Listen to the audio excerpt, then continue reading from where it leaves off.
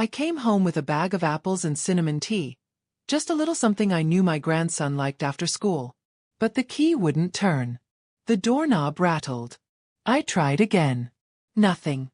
Then I saw the note, taped to the door like I was some unwanted guest. "We've changed the locks. Please respect our privacy." It wasn't signed. It didn't need to be. My own son had locked me out of the house I bought. But what they didn't know was that the deed never left my purse. People think betrayal comes with loud voices and broken dishes. No. Sometimes it comes soft. Sometimes it creeps in with a smile, wearing your favorite sweater and calling you Mom. My name is Miriam Rose, and I am 72 years old. I've lived a long life, some of it joyful, some of it bitter, and most of it in service of others. I was a nurse for over 3 decades. I've seen people come into this world and slip out of it, sometimes in the same night. I thought I understood pain. But nothing prepares you for the moment your own child turns his back on you. My husband, Harold, passed 8 years ago. We had one son, Jacob. I gave that boy everything. When Harold was sick and we barely had money for medicine, I still made sure Jacob went to college with a full fridge and new shoes. I didn't want him to grow up feeling like he had less. Maybe I gave him too much. Jacob married Lena when he was 29. She was sharp, well put together, and polite. But I always felt like I was being interviewed around her. Like she was collecting reasons to keep me at a distance. Still I tried. I told myself not to be the jealous mother-in-law. I made space for her, even in my own heart. I gave them the house. Yes, the house Harold and I lived in for 40 years. I moved into the little guest cottage behind it. Told them I wanted less to clean, less to worry about. Truth is, I just wanted to be close to my family. For a while, things were fine. I'd cook dinner once a week, pick up groceries when I knew they were busy, and every afternoon, I'd walk little Caleb, my grandson, home from kindergarten. He loved my stories. He said I smelled like cinnamon. Then slowly things changed. Invitations stopped coming. Jacob would forget to tell me about Caleb's recitals or school fairs. Lena started texting instead of speaking to me directly, and always in the tone of a manager assigning a task. "Caleb has soccer at 4. Please be punctual." Not "would you mind?" Not "could you help?" Just cold delegation. I noticed Lena's mother was always around. She went on vacations with them. Sat front and center at Caleb's birthday party while I watched from the corner with a paper plate of cake. When I asked Jacob why I hadn't been asked to go to the beach trip that summer, he looked at me like I'd overstepped. "Mom, you know you get tired in the heat." I never said that. Ever. But I swallowed it. Because I'd rather be quiet than be the reason he's upset. That's what mothers do, right? One Wednesday morning, I went to drop off some zucchini bread, Jacob's favorite. I didn't call. I didn't think I needed to. As I walked up the path, I noticed the new doorbell camera. No one had mentioned it.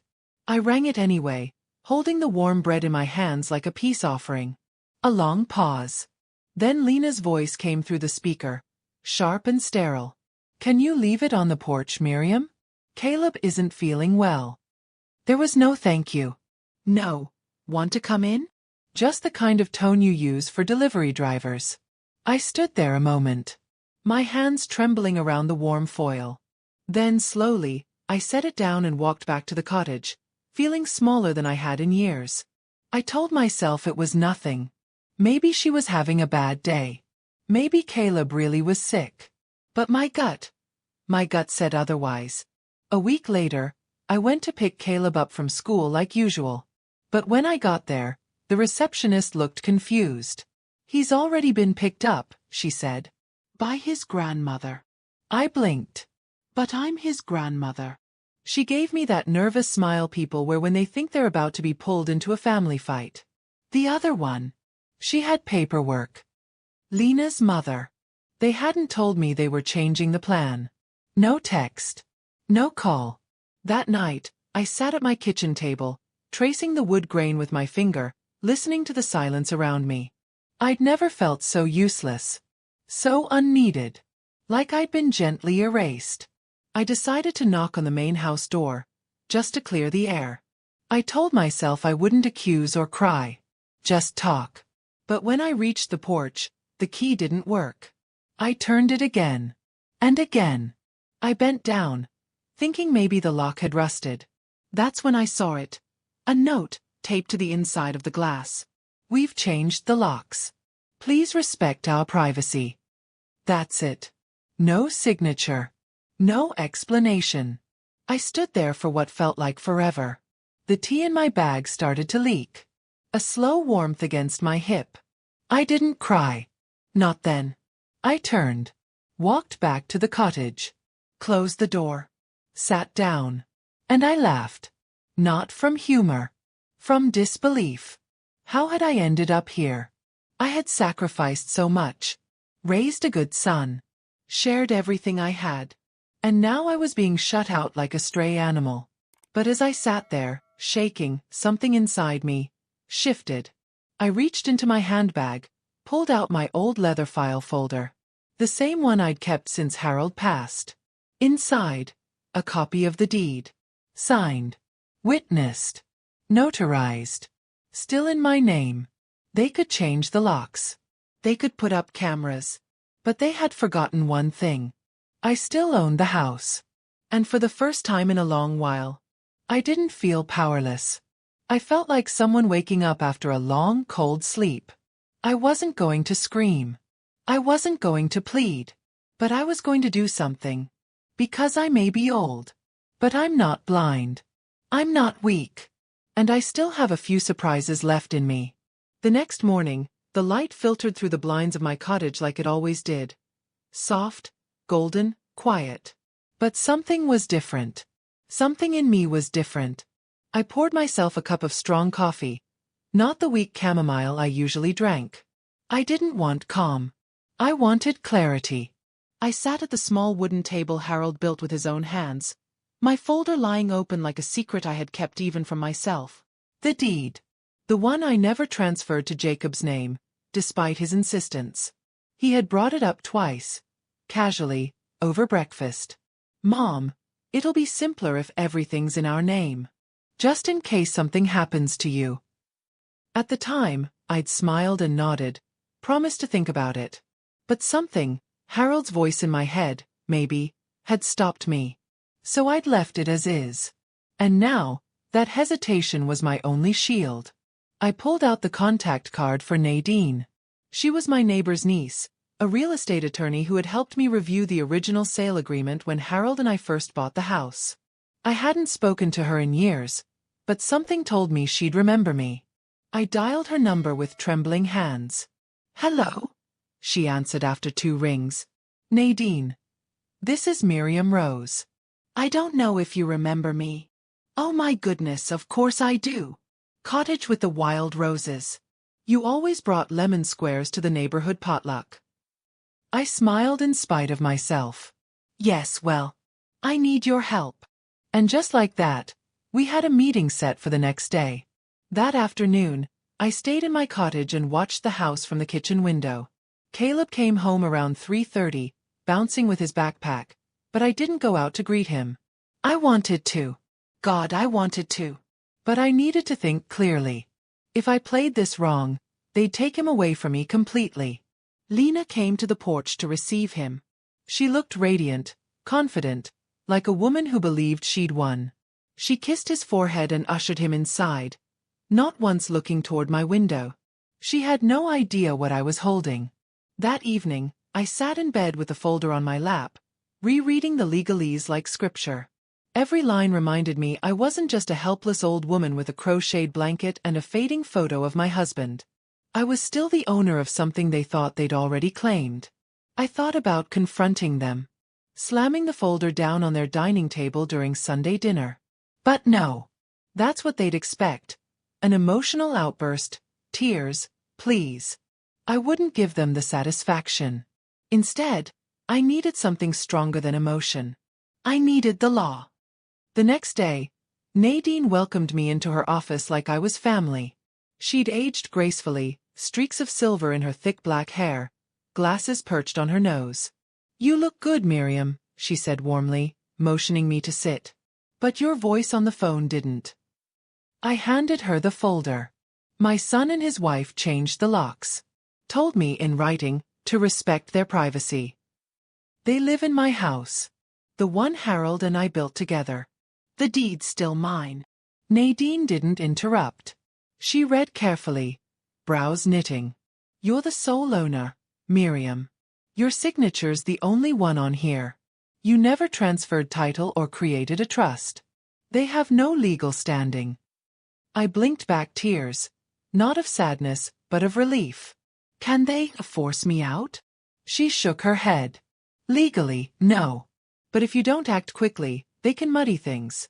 File false claims, try to prove occupancy rights, manipulate the situation in court. You need to assert ownership now. Her tone changed, gently but firmly.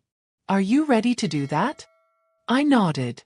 Then I'll file a legal notice asserting your ownership. We'll prepare a formal letter for them. If needed, we'll pursue a court order. My voice was small. I don't want to hurt Jacob. I just want my home back. I want my grandson to know I didn't just disappear. She reached across the table and placed her hand over mine. Then let's remind them who really built that home. A week passed. I didn't leave the cottage much. I saw Jacob in the driveway once, arguing with someone over the phone. I could tell by the stiffness in his shoulders that the letter had arrived. Then, one afternoon, there was a knock at my door. I opened it slowly. Jacob stood there, disheveled, holding the unopened envelope I already knew the contents of. "Mom," he said, half growl, half plea. "What is this?" I looked him in the eye. "It's a reminder." "A reminder?" he scoffed. "You'd really take legal action against your own family?" I swallowed the lump in my throat. "I gave you everything, Jacob. I trusted you. And you locked me out of my home without a word. That note you left. Was that Lena's idea?" He didn't answer. "That cottage is not a shack behind some castle, Jacob. It's my home. This house, my house, is not yours to claim." His eyes flared. "You said you were fine staying back there. You said you didn't need the main house." "I said that before I became invisible," I whispered. He stepped back, breathing heavily. "Lena's furious. She says you're trying to humiliate us." "I'm not trying," I said. "I just won't allow myself to be erased." He didn't say anything for a long moment. I thought it'd be simpler," he finally said. "For Caleb. For us." "No," I said, my voice calm now. "It was simpler for you. Not for me." He turned and walked off the porch without another word. I closed the door softly and slid the lock in place. For the first time in months, I felt protected. Not by the lock, but by my own spine. That night, I sat down with a notebook and began writing. Not legal notes, not complaints. My story. I wrote down everything from the beginning. Harold, the way we saved for years to buy that home, how we laid every tile ourselves, how we carried Jacob through storms and sickness. Then I wrote about Lena. About the way she slowly isolated me. And finally, about Caleb. Because he was the reason I stayed. The reason I didn't burn everything down. And I had to protect that. The next morning, I received a call. It wasn't Jacob. It was Caleb. "Grandma?" His voice trembled. "Yes, sweetheart." "Are you okay? Mom says you're being difficult. But I miss you. Can I still come over?" My throat tightened. "You can always come over. Always." He paused. "I like your house better. It smells like cookies and rain." That boy. That innocent little boy was the only one who saw me clearly. "Come after school," I told him. "We'll plant those marigolds you picked." "I'll bring my new boots," he said excitedly. When I hung up, I knew what I had to do next. Not revenge. Redemption. But not for them. For me. For every woman who was told to shrink, to step aside, to hand over the keys and be grateful for scraps. No more. I still had power. And now, I intended to use it, not to destroy my family, but to rebuild myself. The next afternoon, I baked cinnamon bread again. This time not for peace, not as a token of submission, but as a tradition I refused to let die. The aroma filled the cottage like a memory. I laid out Caleb's favorite cup, the one with the little hedgehog on it, and I prepared cocoa with an extra scoop of marshmallows. By 3:45, there was a knock on my cottage door. Soft, hesitant. I opened it to see my grandson's face, beaming up at me beneath a mop of dark curls and two big glasses. "Grandma!" "Oh, sweet boy," I whispered, pulling him into my arms. "I missed you so much."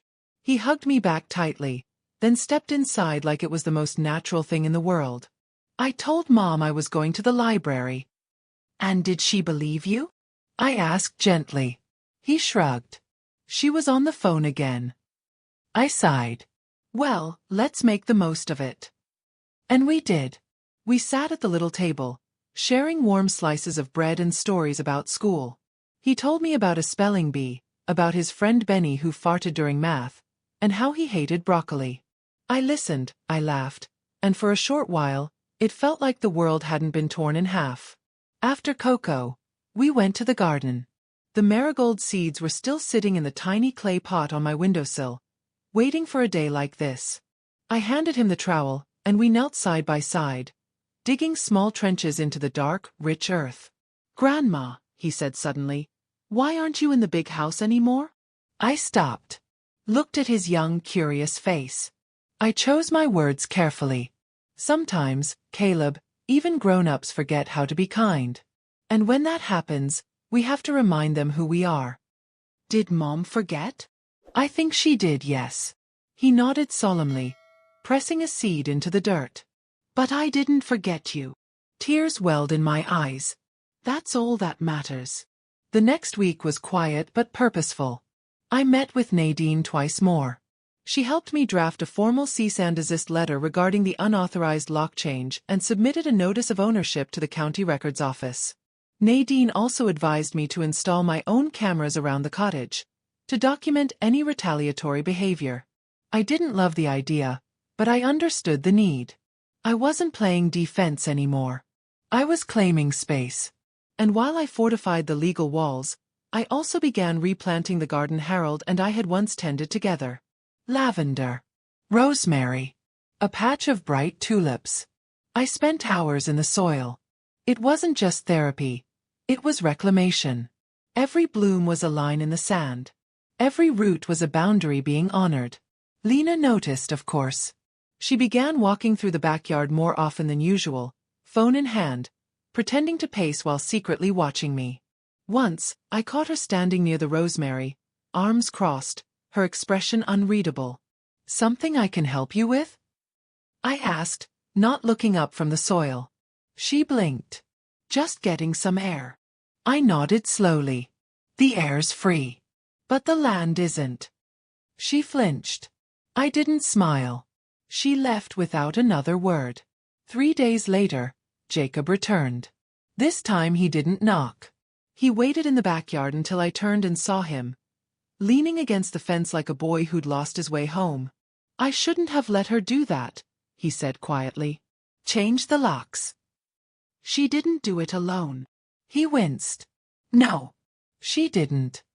I stood, brushing dirt off my knees. "Why, Jacob? Why did you do it?" He looked down. "We were talking about refinancing.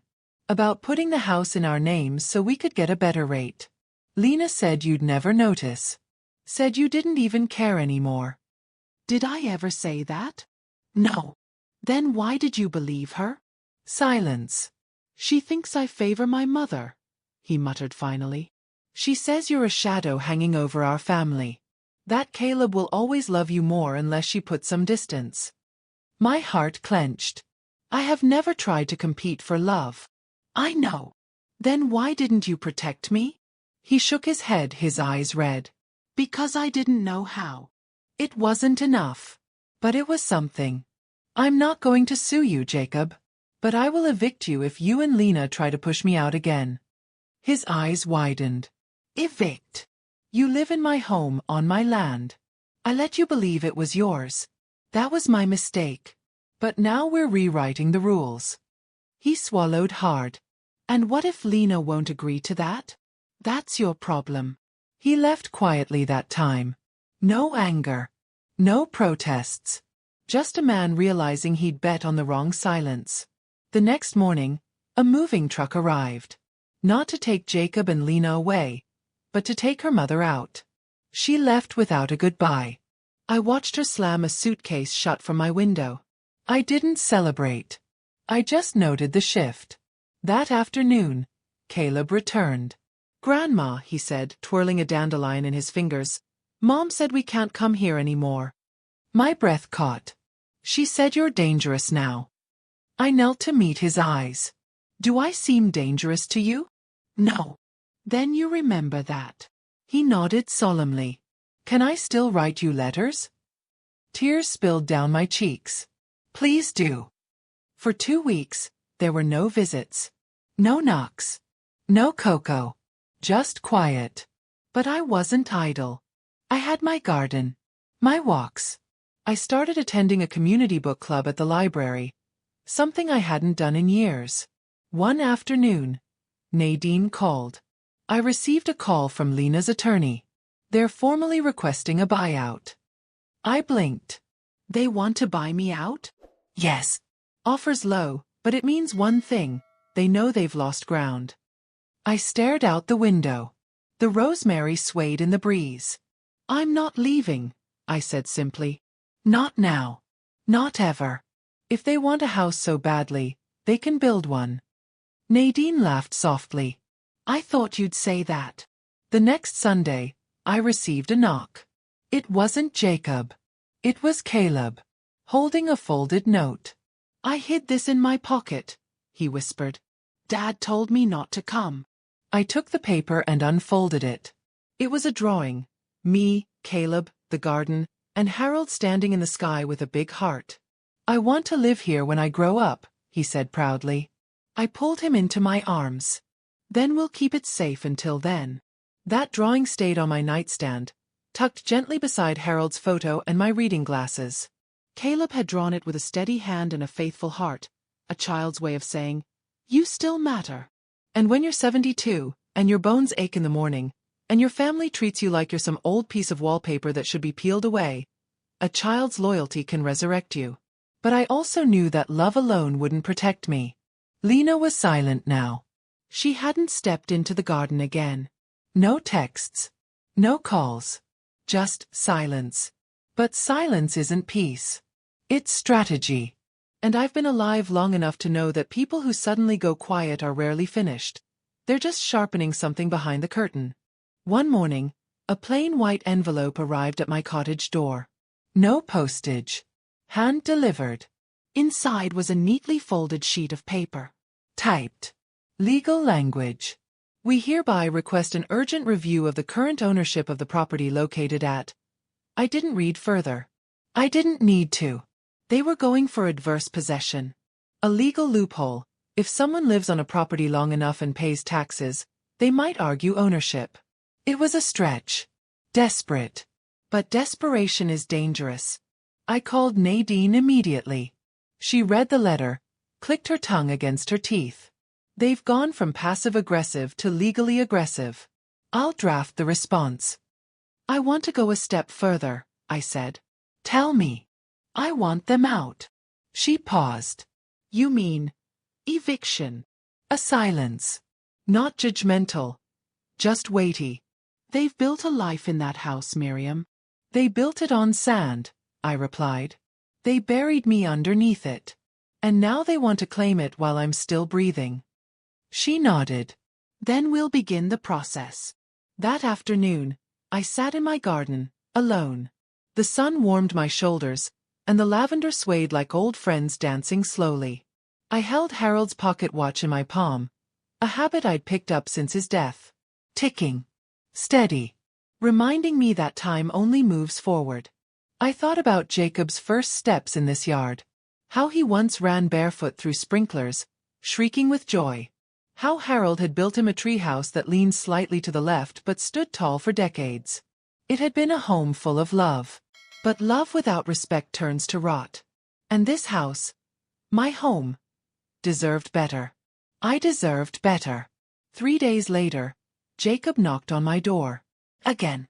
This time his face looked worn, haunted. I got the notice, he said. I nodded. I expected you would. He stepped inside without asking. A boldness that used to comfort me now sat wrong in my stomach. He looked around the small space, the way Lena once did. Except his eyes weren't full of judgment. They were full of something else. Regret. Mom. I made a mistake. I said nothing. I let her talk me into things. I thought. I don't know what I thought. You thought I'd always take it, I replied quietly. His jaw tightened. I never meant to hurt you. You just didn't care if you did. Silence. Then he sat down at the table across from me. I'll move out, he said. But I want to stay in your life. I looked at him hard. Are you saying that because you love me, or because you lost? He blinked. Does it matter? Yes, it does. He exhaled. Then maybe both. I rose and placed the folded drawing from Caleb in front of him. He looked down. His lips trembled. He wants to live here one day, I whispered. He sees this place as a home. Not a battleground. Not a legal chessboard. A home. I know, Jacob whispered. I forgot what that word meant. Lena did not take the news with grace. She refused to answer my calls or Jacob's texts. But a few days later, I saw a moving truck in the driveway. She wasn't in it. Her lawyer was. He supervised as boxes were carried out. Sterile, methodical, cold. She left without ever looking me in the eye again. Jacob stayed 1 more week. Then he came to me on a Sunday morning, with nothing but a duffel bag and Caleb's bike helmet in hand. I'll find an apartment nearby, he said. So Caleb can visit you easily. If you'll let him. I nodded. That's up to him. But my door will always be open to him. He smiled faintly. I'll try harder, Mom. I didn't say, I forgive you. Not yet. Forgiveness isn't a door you fling open. It's one you build again, brick by brick. The cottage felt different now. Lighter. Calmer. I started using the front porch again. I sat out there in the evenings, drinking sweet tea and listening to the wind move through the trees. Neighbors waved more often. I think word had spread. Small towns tend to whisper loudly. But no one asked. No one gossiped to my face. And I was fine with that. One neighbor, Mrs. Carlin, who'd always kept her distance, brought me a pie.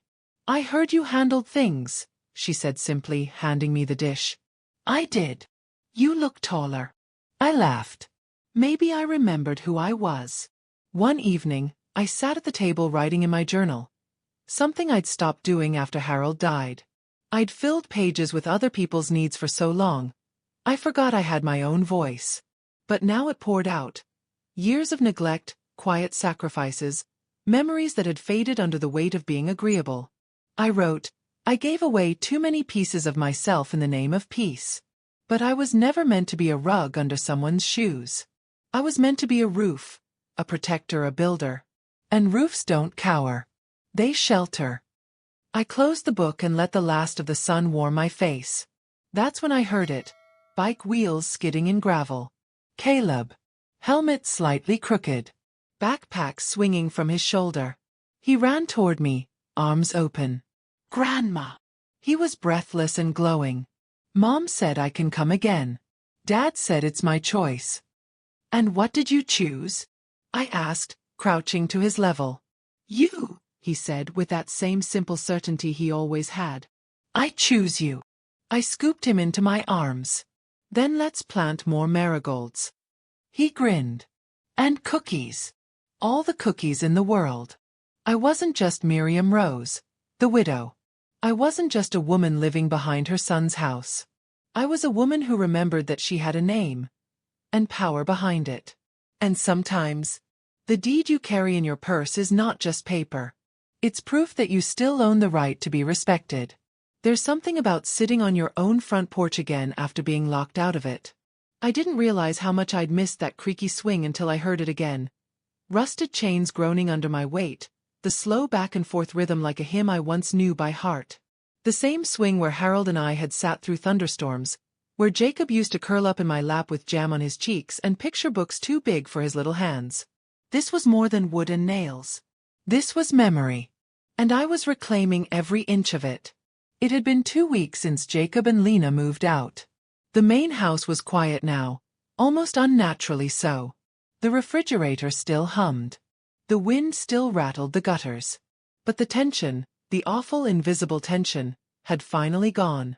I stepped into the kitchen, took a slow breath, and ran my fingers along the marble counter I'd once saved up for $1 at a time. The scent of lemon oil and dust lingered. It felt like I was entering a house after a long war. But it was mine.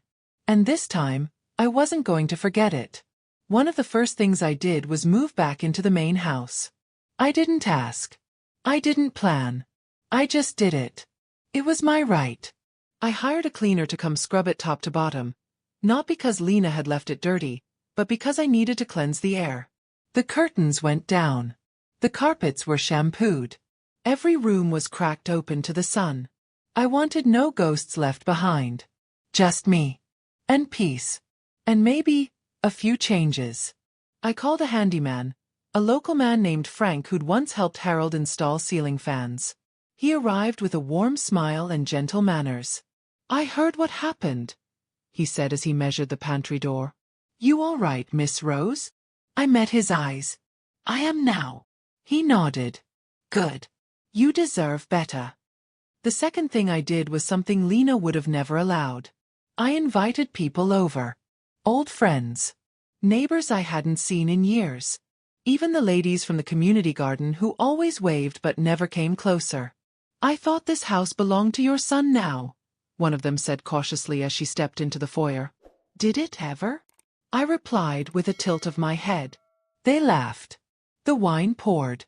We played cards. We told stories. And for the first time in a long time, I wasn't playing hostess. I was just being myself. No performance. No approval to earn. Just Miriam. Caleb came every Thursday afternoon now. It was our new tradition. He called it Grandma Day, and wore a little paper crown with my name on it the first time. "I made it at school," he said, beaming. "I'm honored," I said, placing it gently on my head. We baked together. Dug in the soil. Watched nature documentaries while he asked a million questions I didn't always have answers for. Once, as we ate grilled cheese on the back patio, he looked up at me and said, "I like you better than anyone, even when you're mad." I chuckled. "Why's that?" "Because when you're mad, you're quiet. But your eyes sparkle. That boy sees things others don't." And that sparkle? It was back. About a month after the eviction notice was finalized, I got a call from Lena. I almost didn't answer. But some parts of closure need to be faced, not avoided. Her voice was brittle. Controlled. "I'd like to speak with you," she said. "Face to face." "I'm listening now," I said simply. A pause. I didn't expect you to fight back. I thought you'd let it slide like you always did." "I used to," I replied. Another pause. Then something unexpected. "I'm sorry." It didn't sound rehearsed. It sounded strained. Honest, even. I didn't say anything. "I was angry," she continued. "Jealous, maybe. Caleb loved you more than he loved me. And instead of learning from you, I tried to erase you." "Did it work?" I asked gently. "No," she whispered. "It broke everything." I let that hang. Finally, I said, "Lena, I don't need an apology. I needed respect. And you took that from me." "I know. I'm not your enemy. I never was. But I won't ever make myself smaller again to keep peace with people who don't value me." A breath on the other end. Then a soft, "Understood." And she hung up. Later that evening, I sat by the fireplace with my journal. I wrote, "Sometimes the people you build your world around will be the first ones to set fire to it. But you must remember, you still know where the bricks are. You still have hands strong enough to build again." That's what this journey had been. Not revenge. Not punishment. But rebuilding. On my terms. With walls that protect, not isolate. With doors I choose when to open, and to whom. One morning, a letter arrived in the mail. A school project. Caleb had sent it without Jacob knowing. Inside was a drawing of a house, labeled in his messy scrawl, "My safe place equals Grandma's porch." I held it to my heart and cried. Not because I was hurt anymore, but because I had made it through. 2 weeks later, Jacob stopped by. He brought lilies, Harold's favorite. "Thought you might like these," he said. I took them. Nodded. He looked around the house. "You've made it beautiful again. I made it mine again." He swallowed. "Thank you for not shutting me out forever." I looked at him. The boy I raised, now a man trying to unlearn what he let happen. "I'm still angry," I said. "But I'm no longer bitter. That's fair." We sat in silence for a while. Then he said, "Caleb wants to paint the porch swing with you next weekend." "I'd like that." That Saturday, we painted the swing sunflower yellow. Bright. Loud. Unapologetically cheerful. Caleb smeared it everywhere. His hands, his cheeks, my sleeve. And when it dried, I sat down on it again. Swinging. Laughing. Breathing. This time with a boy who still believed in good. And a heart that finally remembered what it was worth. It had been nearly 3 months since I stood on my own porch and turned the doorknob again. This time with a key that fit, a heart that had healed, and a soul that no longer asked permission to exist. The paint on the porch swing was dry and smooth now, though Caleb had insisted on drawing a tiny blue heart in the corner with a permanent marker. "So you never forget I love you," he'd said. And I didn't forget. I never would. I was living in the house again. Not just physically but spiritually. Fully. Every morning I walked through the hallway and touched the banister Harold carved with his own hands. I watered the ivy in the bathroom. I played my old records while I folded laundry. I was no longer a ghost on my own land. One morning, as I tended to my herb garden, a younger woman walking her dog slowed down by the gate. "You're the woman who owned the house they tried to take, aren't you?" I straightened up. "I'm the woman who never gave it away," I said simply. She smiled. "Good for you. My mother wouldn't have had the courage." That word, courage, stuck with me all day. It didn't feel like courage back then. It felt like survival. It felt like loneliness. It felt like standing at the edge of a cliff, daring the wind to push you over. But maybe it was courage. Just the quiet kind. That evening, I received a letter in the mail. Real mail. With a stamp and everything. It was from Lena. Inside was a short note handwritten. "I've started therapy. I know I can't undo the things I said, or the way I treated you. But I want to be a better mother. And a better example for Caleb. Thank you for drawing a line. I'm sorry it had to be the hard way." There was no flattery. No attempt to manipulate. Just honesty. I sat with that letter for a while. And I felt, not relief, but release. I didn't need Lena's approval. But I appreciated her humility. The next week, the church I used to attend called and asked if I'd be interested in leading a support circle for women over 60. Women going through transitions. Women who had been mistreated or forgotten or pushed aside.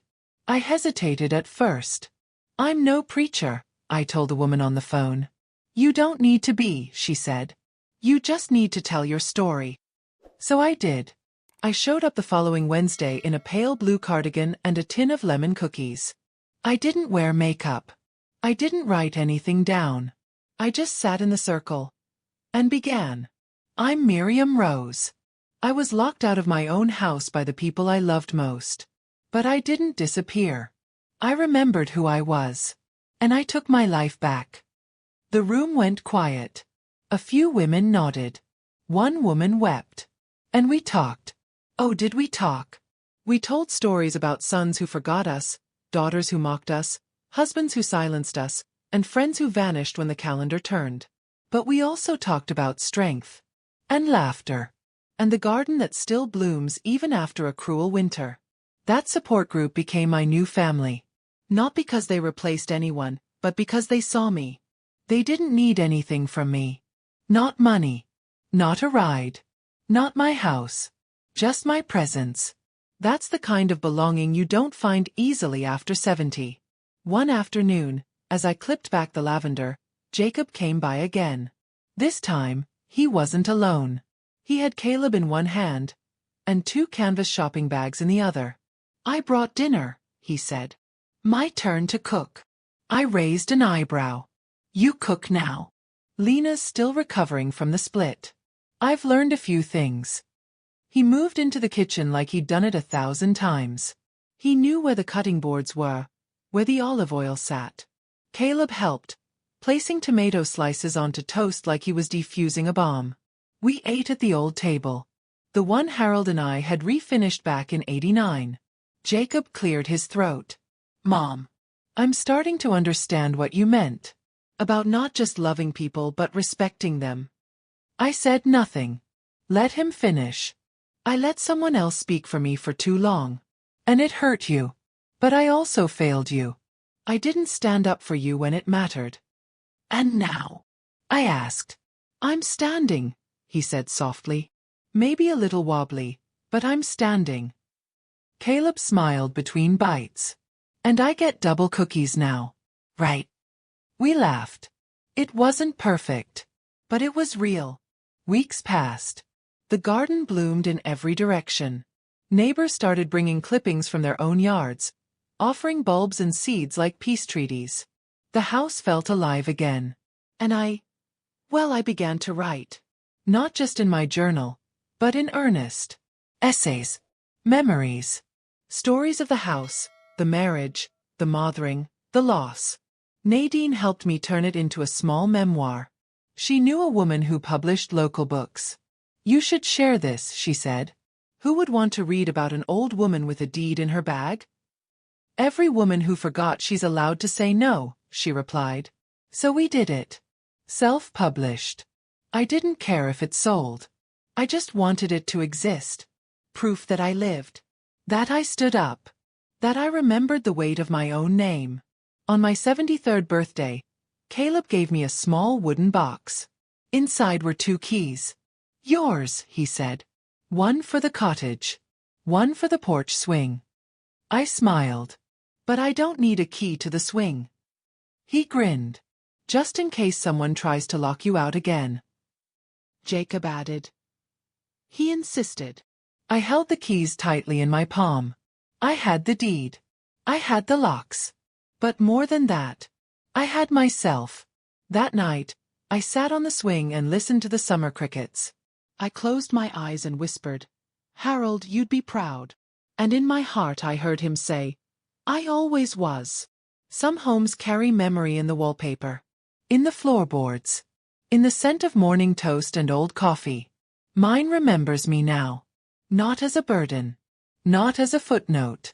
But as its spine. Its heartbeat. Its matriarch. And I walk through it each day like someone who has earned every step. The sun rises earlier these days. Summer's nearly faded into fall, and with it comes a certain stillness. The kind that isn't empty, but earned. Caleb started 4th grade last week. He comes by every Saturday now. Sometimes with Jacob, sometimes on his own when Jacob has a shift. I taught him how to make apple pie from scratch. He thinks cinnamon is magic. I told him it is. "Magic smells like Grandma's house," he said once. Those words nearly buckled my knees. Because after everything, after being erased, locked out, silenced, it turns out the thing that stayed was the feeling I gave this place. Love. Not decoration. Not control. Just love. And now, the house breathes again. Last Sunday, I hosted supper. Not a large gathering. Just Jacob, Caleb, and 2 of my friends from the women's circle. We made pot roast and greens. I lit candles even though it was still daylight, because sometimes, beauty doesn't need a reason. As we sat at the table, laughing over spilled gravy and Jacob's awful attempt at folding napkins into swans, I caught a glimpse of my reflection in the glass door. I didn't look small. I didn't look frail. I looked here. Present. Whole. And for the first time in a very long time, I believed I deserved to be. After dessert, while Jacob did the dishes with Caleb drying beside him, oh, how the world turns, I stepped onto the porch with Nadine. She'd stopped by after court hours just to check in. "You've built something here, Miriam," she said, sipping her coffee. "I just took it back," I replied. She smiled. "Sometimes that's harder." We sat in silence, watching the garden sway in the golden hour light. The marigolds were proud and tall. The rosemary had bloomed small purple flowers. And near the fence, the tulips, Lena had once mocked them, stood defiantly upright. "How's the support group?" Nadine asked. "Growing. We've had 3 new women this month. One of them got locked out by her daughter. Just like me." "Did you tell her about the deed?"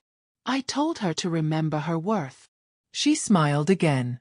"That's better than any paper." Later that week, something happened I didn't expect. Lena showed up. Not at the front door, but at the garden gate.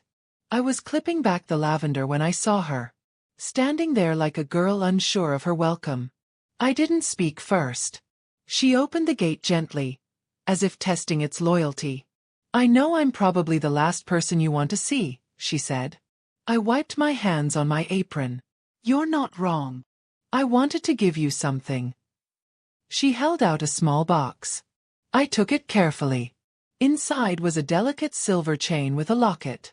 "I found it while packing," she said. "It was in a drawer with Caleb's baby things. I think it was yours." I opened it. Inside, a picture of Harold on one side, and baby Jacob on the other. The locket I thought I'd lost decades ago. My breath caught. "I thought you threw this away," I whispered. She shook her head. "I kept it. I don't know why. But maybe I always knew I'd owe you something bigger than an apology." I looked up at her. Lena, the woman who once saw me as a threat, as an obstacle, as someone to be quietly pushed out. Now, she looked like someone unraveling. "I don't expect forgiveness," she added. "I just want you to know I've started changing." I stared at the locket for a long while. "I don't hate you, Lena," I said quietly. "But I won't make space in my life for people who keep me small." Tears welled in her eyes. "That's fair. You don't need to be perfect. But if you want to be part of this family again, you'll need to grow.